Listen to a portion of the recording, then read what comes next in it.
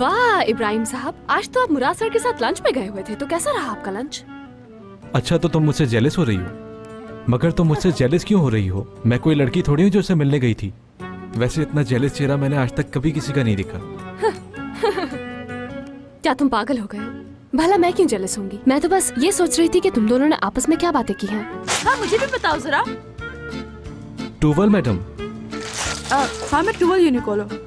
चलो छोड़ो, व्हाटएवर। तो बताओ क्या हुआ?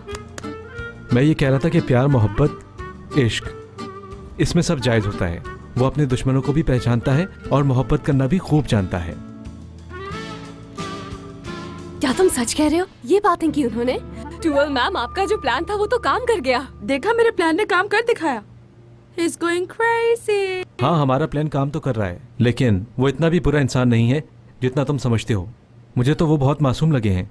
खबरदार जो तुमने उनकी साइड ली। तुम जानते हो ना मुझे। ओहो, एक मिनट, आप दोनों मुझ पर क्यों गुस्सा हो रहे हैं भाई? मैं माफी चाहती हूँ सबके लिए। असल में ये गेम इतना सर पे सवार है कि कब क्या कहना है और क्या नहीं, हमें तो समझ में ही नहीं आता है इब्राहिम। अच्छा ठीक है, अब ये सोचो कि आगे क्या करना है।